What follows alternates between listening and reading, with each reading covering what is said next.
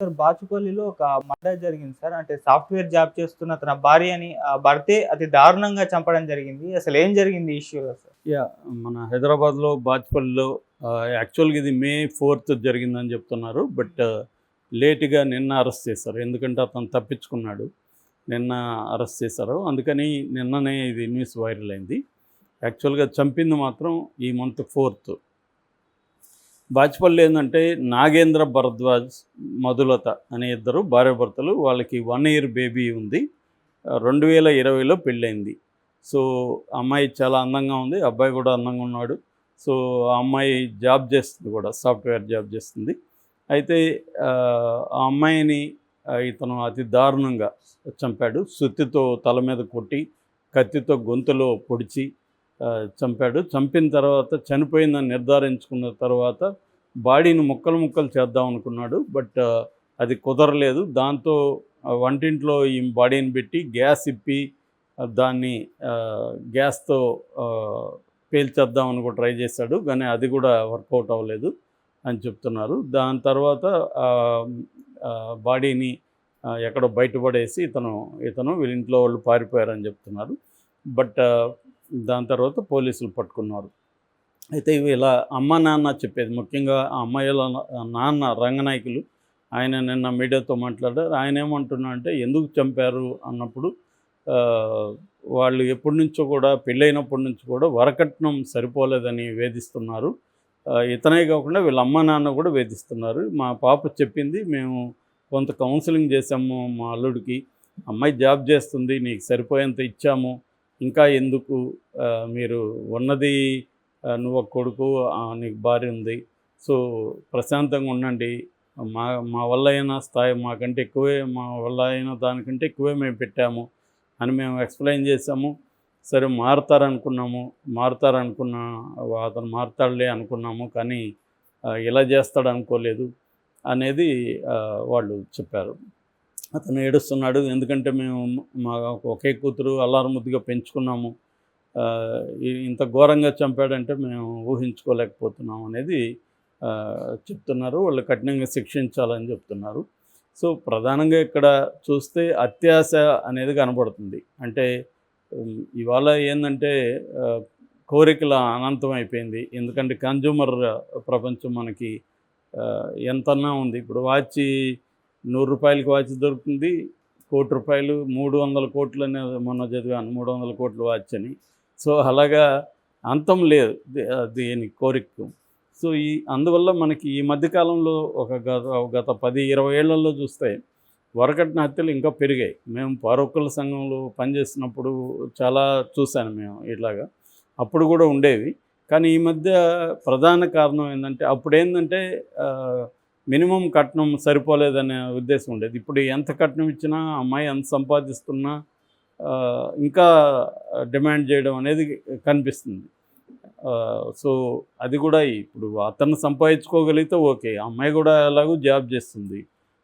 Software అంటే minimum 1 lakh కన్నా వస్తుంది. అయినా కూడా ఈ అమ్మాయిని చిత్రహింసలు పెట్టి, అమ్మాయిని కొట్టి ఇదంతా చేయడం అనేది చాలా జరుగుతున్నాయి ఈ మధ్యకాలంలో. రెండవది ఏంటంటే, ఇక్కడ ఆ అమ్మాయి చూడడానికి కూడా చాలా బోల్డ్గా, చాలా ఇదిగా కనిపిస్తుంది, అసర్టివ్గా కనిపిస్తుంది. వీళ్ళ అమ్మ నాన్నకు కూడా తెలుసు అని చెప్తున్నారు. మరి వీళ్ళు ఎందుకు ముందే చొరవ తీసుకోలేదు?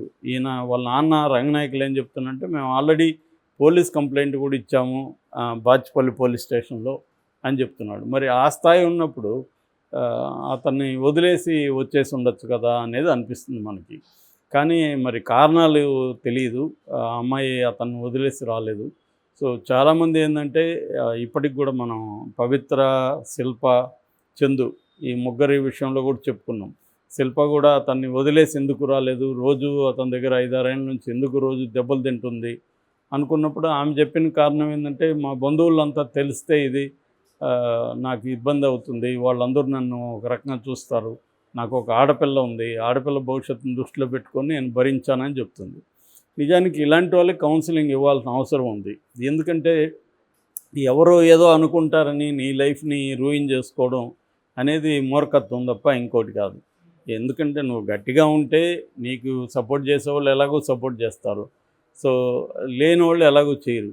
సో దాన్ని ట్రై చేయాలి. మనకి ఎవరు సపోర్ట్ చేస్తారో వాళ్ళతో మనం మాట్లాడచ్చు. సపోర్ట్ చేసేవాళ్ళు కొత్త వ్యక్తులు కూడా దొరకచ్చు రేపు పొద్దున. అది వదిలేసి అంటే ఒక ట్రెడిషనల్గా ఉండే ఒక భయం ఇంకా కూడా అమ్మాయిల్లో చాలామందిలో ఉంది. అట్లాగే పేరెంట్స్లో కూడా, ప్రధానంగా పేరెంట్స్ కూడా కూతురి లైఫ్ కంటే కూడా పరువు అనే దానికి ఇప్పటికి కూడా ఇంపార్టెన్స్ ఇస్తున్నారు. ఈ మధ్య పరువు హత్యలు నిజానికి పెరుగుతున్నాయి వరుసగా. ఒక పక్క టెక్నాలజీ, మోడర్నైజేషన్ ఇవన్నీ పెరుగుతున్నా కూడా పరువు హత్యలు ఎందుకు పెరుగుతున్నాయంటే ఈ సమాజంలో ప్రతి సంబంధాలకి ఎక్కడ ఇవి బ్రేకప్ అయిపోతాయో, మనల్ని ఎక్కడ తక్కువగా చూస్తారో అన్న ఇది ఎక్కువైపోయింది. ఎందుకంటే ఇంతకుముందన్నా ఒక విషయం దాచిపెట్టడం ఈజీగా ఉండేది, ఇవాళ దాచిపెట్టలేము, సర్క్యులేట్ ఎక్కువైపోతుంది. అందుకు కూడా భయం అయిపోయింది. ఈజీగా తెలిసిపోతుంది ఇంతకు ముందు కంటే. ఎందుకంటే మీడియా, కమ్యూనికేషన్ సిస్టమ్స్ ఇవన్నీ వచ్చేసిన తర్వాత. ఇంతకుముందు అంటే ఎవరో కలిస్తే మాత్రం మాట్లాడేవాళ్ళం, ఇప్పుడు ఇమీడియట్గా ఫోన్ చేసి పలానా జరిగింది చూసావా అని చెప్పేయడం. సో ఇట్లా వెళ్ళిపోతుంది అన్నమాట. సో అందుకని పేరెంట్స్ కూడా వాళ్ళు మారాలి యాక్చువల్గా. పేరెంట్స్ ఇప్పుడు వీళ్ళు చెప్తున్న దాని ప్రకారం మేము అల్లారు ముద్దుగా పెంచాం మా కూతుర్ని అని చెప్తున్నారు. మరి అంత అల్లారు ముద్దుగా పెంచినప్పుడు అతను కొడుతున్నాడు, వాళ్ళ ఇంట్లో టార్చర్ చేస్తున్నారు అన్నప్పుడు అమ్మాయిని వీళ్ళు తీసుకొచ్చేసి ఉండాల్సింది. తీసుకొచ్చుంటే అమ్మాయి ఎట్లాగో సాఫ్ట్వేర్ జాబ్ చేస్తుంది, తన కాళ్ళ మీద నిలబడే పరిస్థితి ఉంది. ఇప్పుడు అలాంటి ఒకసారి చూసినాక పోలీస్ స్టేషన్ వరకు వెళ్ళినాక మళ్ళీ అడ్జస్ట్ అయ్యి ఉండడం, మళ్ళీ ఆ అమ్మాయి అడ్జస్ట్ ఉండడం, దీనివల్ల ఇది జరగడానికి ఇది కూడా వన్ ఆఫ్ ద రీజన్స్. ఎందుకంటే వాడు ఒక మృగంలాగా ఉన్నాడు మనిషి, చూడడానికేమో చాలా అందంగా బాగున్నాడు, కానీ వాడు కొట్టిన పద్ధతి, వాడు చంపిన పద్ధతి చూస్తే ఖచ్చితంగా వాడు మామూలు మనిషి అయితే కాదు. వాడు ఖచ్చితంగా కొంత సైకోపాత్ లక్షణాలు ఉన్నాయి అతనికి. సో ఇటువంటి సైకోపాత్ లక్షణాలు ఉన్నప్పుడు అది వాళ్ళకి అర్థమవుతుంది కదా వాళ్ళు ఎలా ట్రీట్ చేశారని. సో పేరెంట్స్ కూడా చొరవ తీసుకొని అమ్మాయిని ఒప్పించి బయటికి తీసుకొని వచ్చి ఉండాలి. సో ఇదేంటంటే ఇలాంటివి జరిగినప్పుడు వీళ్ళు అడ్జస్ట్ కమ్మని చెప్పడం అనేది చేస్తారు తప్ప వాళ్ళని బయటికి తీసుకురావడం, అమ్మాయిని ఒక సైకాలజిస్ట్ దగ్గరికి తీసుకెళ్ళడం, కొంత అమ్మాయికి సపోర్ట్ సిస్టమ్స్ని ఏర్పాటు చేయడం అనేది పేరెంట్స్ కానీ చేస్తుంటే ఈ హత్య జరిగేది కాదు. సో ఎప్పుడైతే వాడేందంటే ఇలాంటి వాళ్ళు నిజానికి పిరికి వాళ్ళుగా కూడా ఉంటారు. వీళ్ళు బయట వచ్చి ఏం చేయలేరు. ఇంట్లో ఎవరు లేనప్పుడు భార్యని చంపడం అనేది అదేమీ పెద్ద ధైర్యమైన విషయం కాదు కదా. అది సైకికల్ విషయం తప్ప దాంట్లో ఏమీ ఇది లేదు. సో ఆ యాంగిల్లో చూసుకున్నప్పుడు ఇక్కడ క్లియర్గా మనకు అర్థమయ్యేది ఏంటంటే ఆ అమ్మాయి స్ట్రాంగ్గా ఉండాల్సింది ఉండలేదు. అట్లాగే వాళ్ళ పేరెంట్స్ ఇప్పుడైనా వాళ్ళ పేరెంట్స్ గట్టిగా ఫైట్ చేయాల్సి ఉంది. వాడికి మామూలుగా అయితే ఇలాంటి వాళ్ళకి నేను చాలామందిని చూశాను, ఇలాంటి వాళ్ళకి ఏం శిక్షలు పడవు ఫైనల్గా. ఎందుకంటే వీళ్ళు మేనేజ్ చేసుకుంటారు.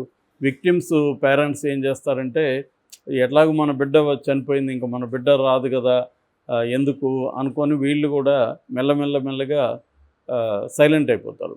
సో మామూలుగానే పోలీసులకి ఇలాంటి వందలాది కేసులు ఉంటాయి కాబట్టి ప్రతి కేసుని మెటికులస్గా వీళ్ళు సాక్ష్యాధారాలంతా చేసి పెట్టరు. సో దీనివల్ల ఏమవుతుందంటే వాడికి పనిష్మెంట్ అనేది పడదు.